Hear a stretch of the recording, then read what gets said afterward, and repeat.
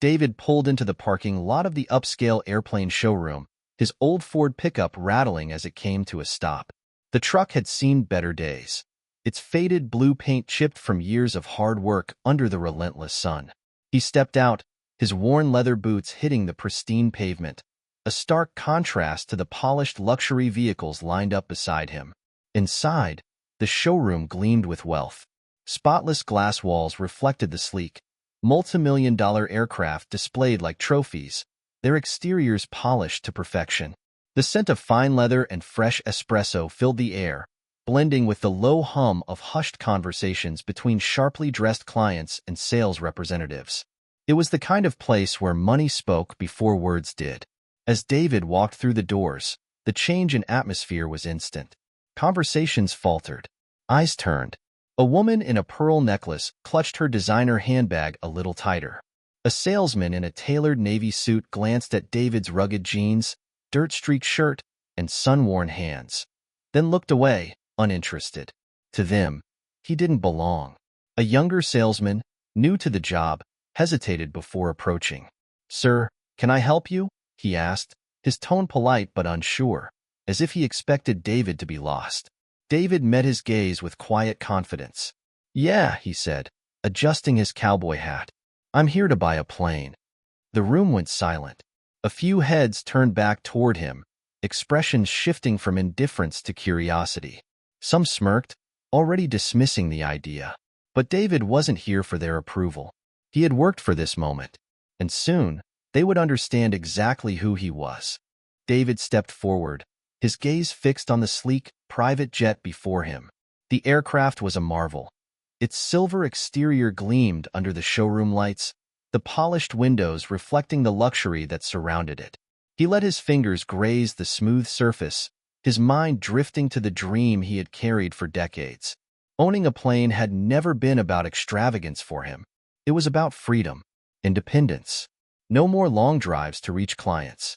No more wasted time.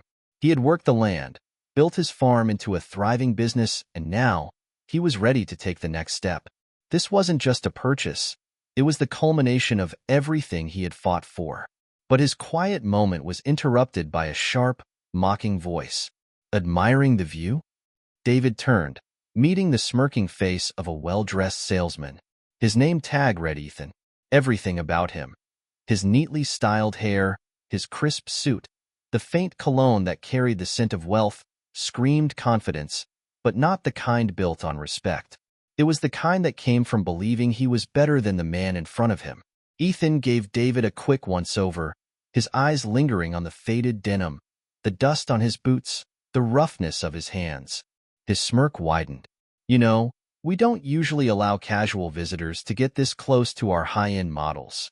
David didn't react. He had seen that look before. The one that said, "You don't belong here." Ethan continued, his voice thick with amusement. "This beauty? She starts at $14 million. And that's before upgrades. But hey," he chuckled, "we do have some older models, something more practical for someone like you." Behind them, soft laughter rippled through the showroom. A few customers had taken notice, whispering among themselves.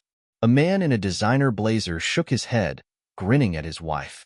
A younger couple nearby exchanged smirks, watching as if they were witnessing a comedy act. David knew exactly what they were thinking. Who does he think he is? A farmer, here to buy a private jet? Ridiculous. But he stayed calm. Years of hard work had given him more than just money. It had given him patience. He took a step closer, his deep, steady voice cutting through the tension. "I appreciate the suggestion," he said, meeting Ethan's gaze. "But I came here for this plane." Ethan's smirk faltered, just for a second. But he recovered quickly, shaking his head with an exaggerated sigh. "All right," he said, crossing his arms. "Let's not waste each other's time. Unless you're planning on paying in cattle or something, I'm afraid this jet is a little out of reach." The laughter grew louder. Even some of the showroom staff chuckled under their breath. David simply smiled. He reached into his pocket and pulled out a neatly folded cashier's check. He unfolded it slowly and placed it on the sleek marble counter in front of Ethan. "For the full amount," he said, his voice unwavering. The room fell silent. The whispers stopped. Ethan stared at the check, his confident smirk frozen in place. His throat bobbed slightly as he swallowed. Realizing his mistake, David adjusted his cowboy hat, his voice calm but firm. "Now, are you going to show me the paperwork, or should I take my business somewhere else?" David stood tall, his posture unshaken despite the hostility around him. He had faced prejudice before, growing up, building his farm from the ground up, proving himself in rooms where people didn't expect him to succeed. This moment was no different. The check still lay on the marble counter, the ink fresh, the amount undeniable. But Ethan didn't even glance at it. Instead, his smirk returned, sharper now, fueled by the attention of the onlookers who had gathered to witness the spectacle. "Sir," Ethan said, dragging out the word with exaggerated politeness, "I think there's been a misunderstanding. This isn't some used car lot where you can bargain for a deal." His eyes flicked toward David's boots, caked with traces of dirt from the land he worked every day. "Maybe that's more your speed. Plenty of old pickup trucks there that might suit you better." Laughter erupted from the small crowd of onlookers. A man in a navy blazer leaned in toward his wife, muttering something that made her giggle behind her manicured hand. A younger couple, both dressed in expensive casual wear, whispered and smirked. "Does he really think he can afford that plane?" someone murmured, just loud enough for David to hear. David could feel their eyes on him, their judgment thick in the air. He could hear the unspoken words beneath their laughter, the same assumptions he had battled his whole life. A farmer? Here? Buying a private jet? Impossible. But David didn't waver. He slowly picked up the check from the counter and held it up, letting Ethan and everyone else see it clearly. "Let me ask you something," David said, his voice steady. "Do you judge every customer like this? Or just the ones who don't fit your idea of what wealth looks like?" The room went quiet for a beat. Ethan scoffed, shaking his head. "Come on, let's be real. A man like you, walking in here, talking about buying this jet? It's laughable. You're wasting my time. And everyone else's." Another chuckle rippled through the crowd. David took a deep breath. He had spent his life proving people wrong, not with words, but with actions. He set the check down again, this time tapping it with his calloused fingers. "You see that number?" he asked. "I earned every penny of it, working the land, running a business, taking risks. And I didn't come here to be entertained by a bunch of people who think success only looks one way." Ethan's face twitched. The laughter had died down now.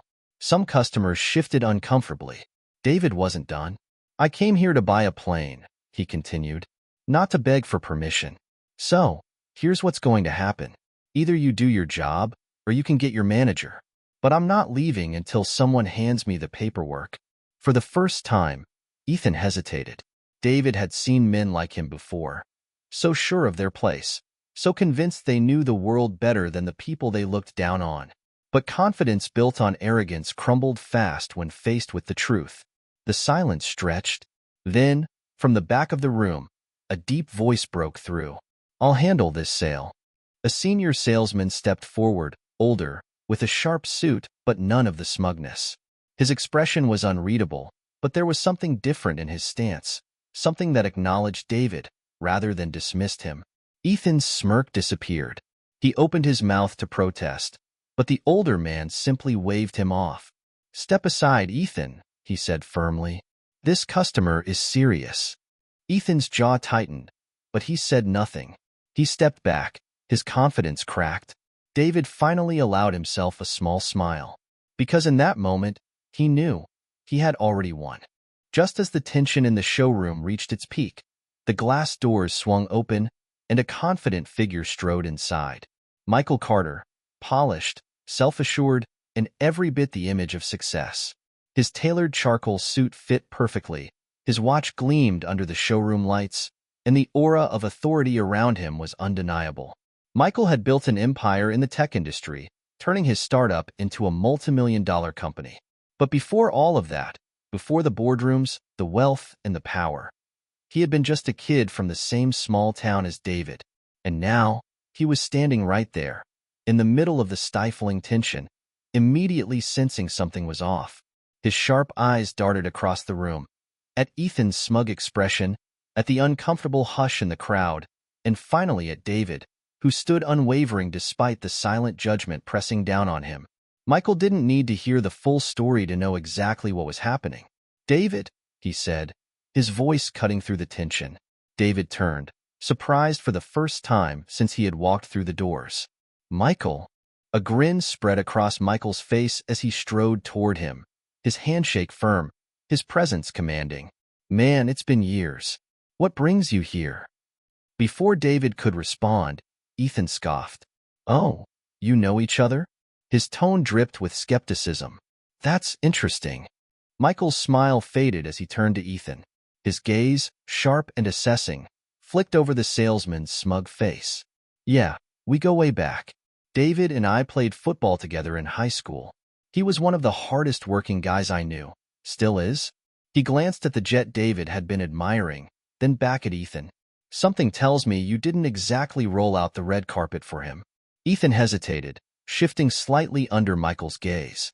"Well, I mean, we have a certain clientele here," he stammered, trying to recover. "We don't usually entertain casual browsers." Michael let out a low chuckle, shaking his head. "Casual browsers? Do you have any idea who you're talking to?" He gestured toward David. "This man owns one of the largest independent farms in the state. He's built his business from the ground up. And you think he can't afford this plane?" A murmur spread through the room. Some of the onlookers, who had been content to whisper and laugh before, suddenly seemed less sure of themselves. David remained quiet, letting Michael's words settle over the room. He didn't need anyone to fight his battles. He had been doing that his whole life. But there was something about hearing someone else stand up for him that made the moment shift. Michael turned back to David, his voice lowering slightly. "Don't let them make you doubt for a second why you're here," he said firmly. "You've earned this, and you don't need to prove anything to anybody." David nodded, a quiet strength settling in his chest. The mood in the showroom had changed. The laughter had stopped.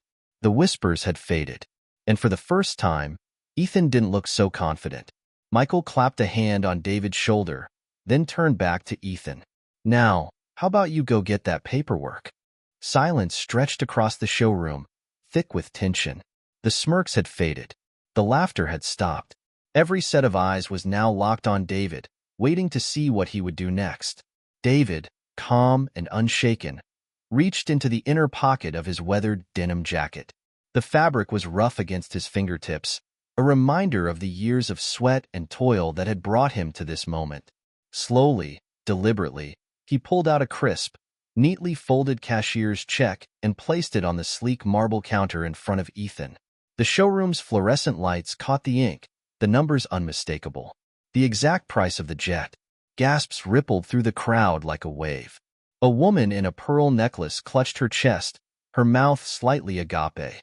A well-dressed man who had been whispering just moments before now stared in stunned silence.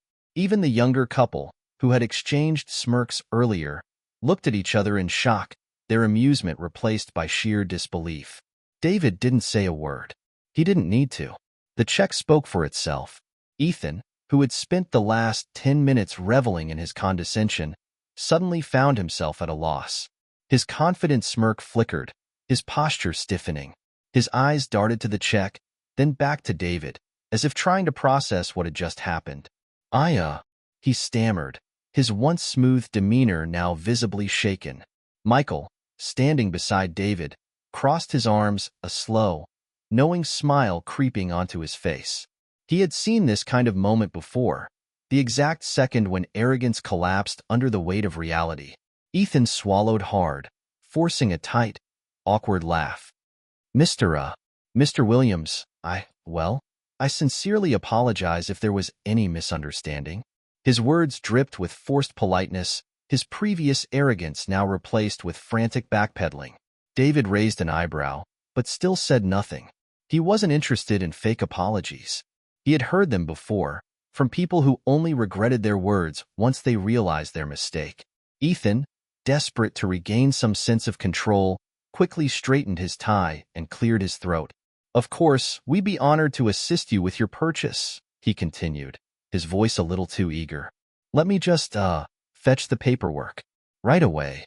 He turned abruptly, nearly tripping over his own feet as he rushed toward his desk. His fingers fumbled with the computer, his usual confidence completely shattered. The irony of it all wasn't lost on David. Just minutes ago, this man had dismissed him, laughed at him, belittled him, and told him he belonged in a used car lot. Now, he was scrambling to correct himself. His entire perception flipped in an instant. The rest of the showroom remained eerily quiet, the weight of their own judgments pressing down on them.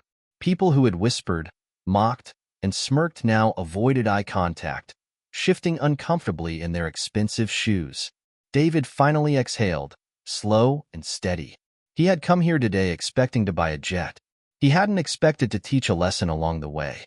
Michael leaned in slightly, just enough for only David to hear. That, he said with a grin, was worth every second.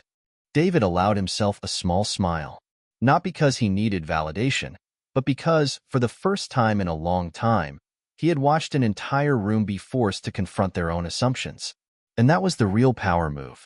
Just as Ethan scrambled to recover from his mistake, the showroom doors swung open again. This time, a younger man walked in with a purposeful stride, his polished black dress shoes clicking against the sleek tile floor. He wore a tailored navy suit, crisp white shirt, and a Rolex that caught the overhead lights. His presence commanded attention, not because of wealth, but because of the confidence radiating off him. Jordan Williams, David's son. The moment Ethan saw him, a flicker of recognition crossed his face. Jordan was no stranger to wealth or power. He had built his own name, his own success. As a corporate lawyer specializing in civil rights, he had spent years fighting exactly what was happening in this showroom today. And he wasn't about to let it slide. His sharp eyes scanned the room, immediately picking up on the lingering tension, the nervous shifting of customers, and the shame etched across some faces. But his focus locked onto Ethan, who stood frozen in place, still fumbling with paperwork. Jordan walked up, standing beside his father, then turned to face Ethan. His voice was calm, but edged with unmistakable authority. "You owe my father an apology," he said. Ethan let out an awkward chuckle, still trying to save face. "Oh, yes, of course, I already apologized." Jordan cut him off. "No," he said firmly. "You didn't. What you did was scramble for an excuse after realizing you were wrong. But let's call it what it really is. You looked at my father, judged him by his appearance, and assumed he didn't belong here. You laughed at him, and so did half the people in this room." The air in the showroom grew thick with discomfort. Several customers shifted uncomfortably, avoiding Jordan's piercing gaze. Some lowered their heads, suddenly fascinated by the floor. Jordan took a step forward, his voice unwavering. "This isn't just about one salesman. It's about a system, a mindset that tells people like my father that no matter how hard they work, no matter how much they accomplish, they'll always be seen as less in spaces like this. And today, every single one of you proved how deeply that mindset runs." The silence was deafening now. No one dared to speak. A woman who had clutched her handbag earlier looked visibly ashamed. A man in a suit, who had once whispered and laughed, now looked at the ground, unable to meet Jordan's eyes. "You see, what's truly ironic," Jordan continued, his voice measured, "is that my father embodies the very definition of the American dream. He worked his way up from nothing. He built his farm, his business, his legacy. And yet, when he walked into this room, all you saw was a man who didn't fit your idea of wealth. You saw his boots, his hands, his truck, and you assumed he wasn't worthy of being here." Ethan swallowed hard, his earlier arrogance completely dissolved. "But let me be crystal clear," Jordan said, his gaze steady. "People like my father don't need validation from people like you.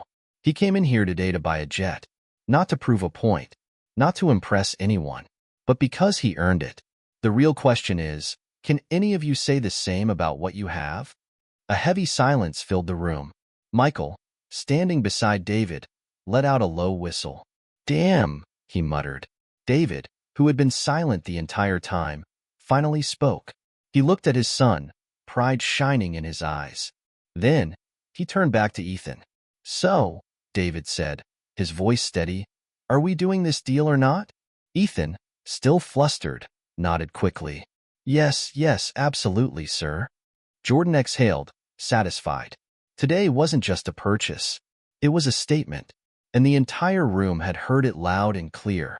David and Jordan knew that what had happened at the showroom wasn't just an isolated incident. It was part of a larger problem. The arrogance, the assumptions, the blatant discrimination, none of it was new. But this time, they weren't going to let it slide. With Jordan's expertise as a civil rights attorney, they filed a discrimination lawsuit against the luxury showroom and its parent company. The case wasn't just about one salesman's ignorance. It was about the systemic racism that allowed businesses like this to thrive while treating people like David as if they were invisible. The trial gained widespread attention. News outlets covered the case, highlighting how an accomplished businessman and farmer had been mocked and humiliated simply because of how he looked. Social media erupted with outrage, and soon, the courtroom was filled with reporters, activists, and people who had faced the same treatment but never had the means to fight back. When the day of the hearing arrived, the tension in the courtroom was thick. The showroom's legal team sat stiffly at their table, their once confident expressions replaced with unease. Ethan, the salesman who had humiliated David, sat in the back, his face pale, knowing his words were about to be put on full display. Jordan stood tall, his voice calm and unwavering as he presented the evidence. Then, he pulled out his final piece, the security footage from the showroom. The courtroom fell silent as the video played. The grainy footage showed Ethan's smug grin, his dismissive gestures, and, most damning of all, the words that had once been met with laughter now echoing through the room with shocking clarity. Maybe you'd be more comfortable at a used car lot. We don't usually entertain casual browsers. You planning on paying in cattle or something? Each sentence landed like a blow, making the audience shift uncomfortably in their seats. The judge's face remained stoic, but the courtroom could feel the weight of the evidence. Then came Jordan's closing argument. He didn't just talk about his father. He spoke about every person who had ever been dismissed, mocked, or shut out because of race and assumptions. This case is not about a man buying a plane, Jordan stated, his voice ringing through the courtroom. It's about the people who still believe that success and wealth must look a certain way, that people like my father can't possibly belong in their world. It's about a system that allows businesses to operate with unchecked bias and humiliation. And today, that system is being challenged. The defense tried to argue that it had all been a misunderstanding, that Ethan was just a bad apple, that the company had no history of discrimination. But it was too late. The evidence was undeniable. After deliberation, the judge finally delivered the ruling. The courtroom held its breath as the verdict was read. The showroom was found guilty of racial discrimination. The company was ordered to pay $500,000 in fines and to fund mandatory anti-discrimination training and diversity programs across all its locations. It was a landmark decision, not just for David, but for countless others who had faced similar injustices. David sat back, exhaling slowly. He hadn't just bought a jet. He had forced a system to take accountability. As the reporters swarmed them outside the courthouse, Jordan turned to his father and grinned. That, he said, is what real power looks like. A few months after the courtroom victory, David stepped out of his truck once again, standing in front of the same upscale airplane showroom where it had all begun. But this time, he wasn't here to buy a plane. He was here as a symbol of perseverance and justice. As he walked through the glass doors, the energy inside was different. Gone were the smug stares, the hushed whispers, the judgmental glances. The showroom was quieter, almost tense, as employees recognized him. Some shuffled uncomfortably, avoiding eye contact. Others, including Ethan, stood stiffly behind the counter, their once arrogant expressions replaced with something else, shame. David scanned the room, taking in the faces of the people who had laughed at him that day. The same people who had assumed he didn't belong. Now, they stood in silence, the weight of their actions hanging in the air. He walked toward the front desk, placing his hands firmly on the marble counter. Ethan, standing behind it, swallowed hard, his eyes darting downward. The confidence, the condescension, it was all gone now. David didn't need revenge. He had already won. But he wanted them to remember this moment, not for him, But for the next person who walked through those doors, the next person they might judge too quickly. Respect, David said, his voice calm but firm, should be given to every customer who walks through that door. No matter what they look like, no matter where they come from, because you never know who you're talking to.